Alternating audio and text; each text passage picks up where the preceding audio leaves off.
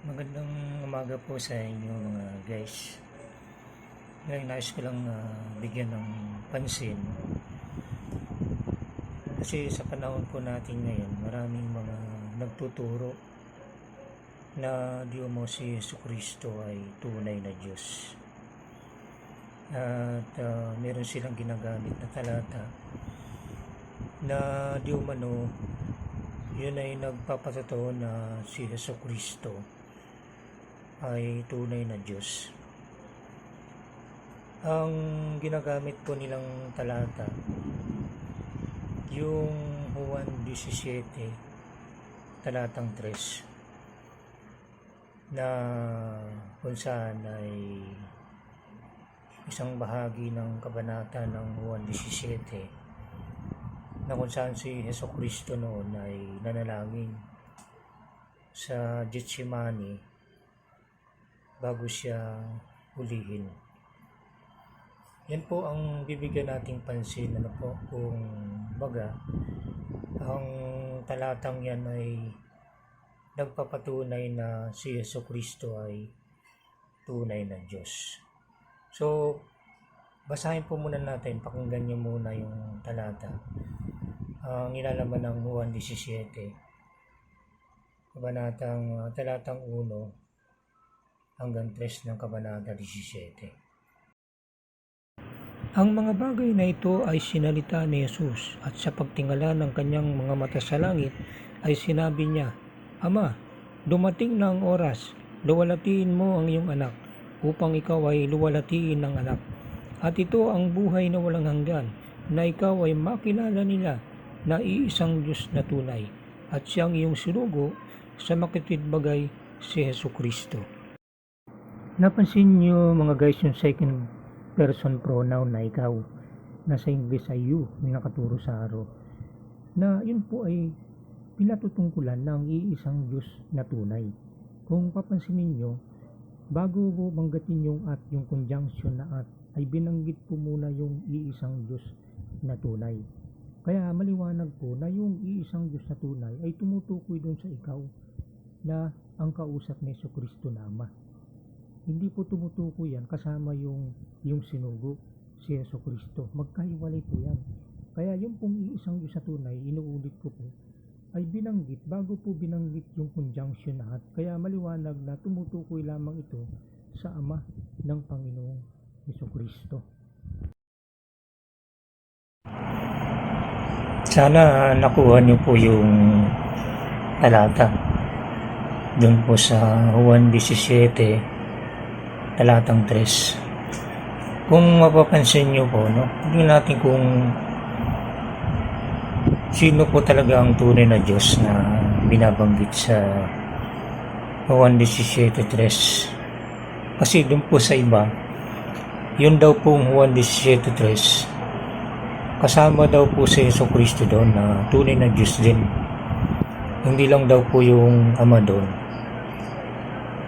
Kung tingnan po natin, gaya po ng ipinakita ko po sa inyo, yun pong talata na yun, na meron pong binanggit doon na second person pronoun.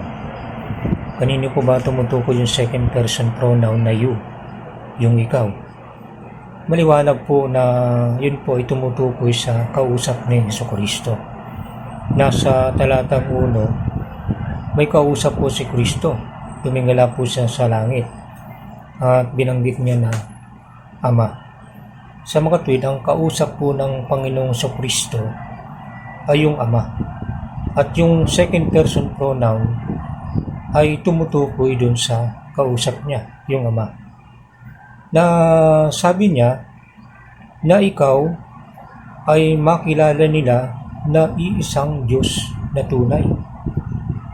At si Jesucristo na yung sinugo. Kung papansinin niyo po, may binanggit po si Jesucristo na ikaw bago po niya binanggit yung ikaw ay makilala nila na iisang Diyos na tunay. So, yung pong iisang Diyos na tunay ay tumutukoy dun sa tinawag niya na ikaw.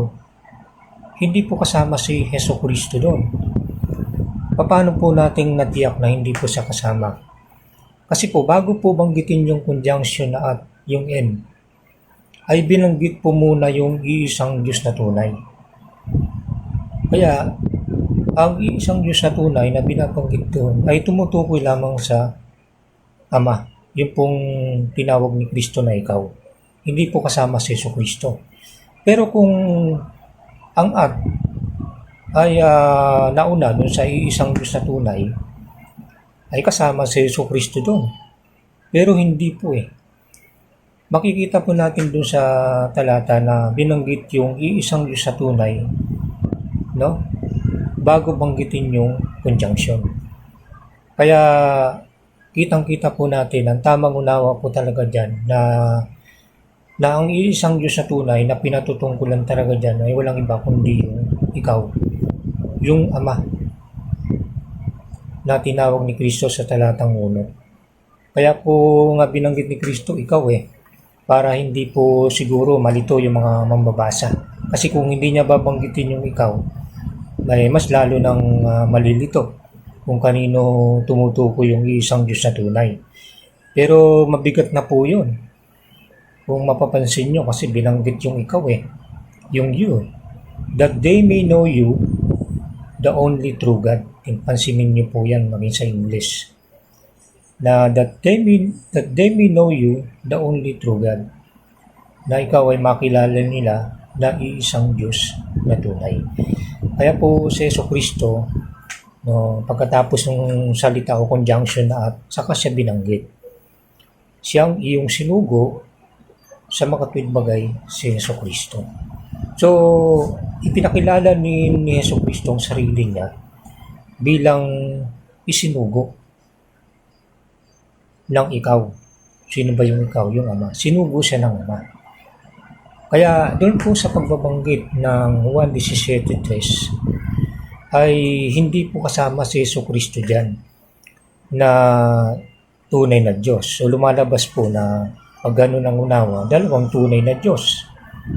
No, yung iba kasi mga Trinitaryo, palilitawin pa rin nila na alibasa may 3 persona sa isang Diyos, isa lang daw yon. Pero magkahiwalay po yan kaya nga mayroong conjunction na at kaya lang nagkatalo lang po doon sa isang Diyos na tunay. Kumbaga kung kasama si Jesucristo ron. Pero maliwanag po, hindi po kasama si Jesucristo dyan.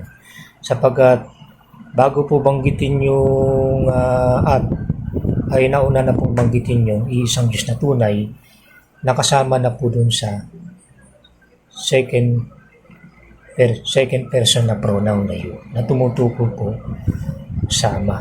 Saka isa pa po, kung papansin ninyo, may kausap si Jesucristo dyan. No, hindi sila para bang kasama na yung Ama. No? Kasi inisip ng iba, yung Ama nasa loob ng katawan ni Jesucristo. No, dito po makikita natin na si Jesucristo nasa lupa, nasa Getsemani. Tumingala pa nga po siya. Ibig sabihin, yung kausap niya, nasa taas, nasa langit. Magkahiwalay po sila. Kaya po sa liwanag ng mga katotohanan nito, nawa makakita ninyo ang katotohanan dyan, na ang iisang tunay na Diyos, tanging tunay na Diyos, walang iba po, ang Ama ng ating Panginoong Jesucristo. Yan naman po talagang itinuro maging ng mga apostol. Maging si Apostol Pablo, maging sa mga pambungad ng kanyang mga sulat, mapapansin nyo, na talagang ang kinikilala nila na isang Diyos na tunay ay walang iba kundi ang Panginoong Diyos, ang Ama ng Panginoong Jesucristo. Sana po nakatulong sa inyo itong mga katotohanan ito na para po hindi kayo mailigaw ng ibang mga tagapagturo, na makita nyo na ang katotohanan yan ay inihayag sa inyo na ang isang Diyos na tunay na dapat nating makilala ay walang iba kundi ang Ama ng Panginoon Jesucristo. Alam niyo po, malaking pakinabang yan pagka nakilala natin na ang isang Diyos na tunay ay ang Ama. Kasi sabi sa 3 na pagka ganun po ang pagkakilala natin ng Ama, ang isang Diyos na tunay, mangangahulugan yun po ng buhay na walang hanggan.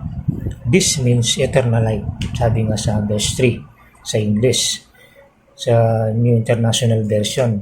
This means eternal life, that they may know you, the only true God.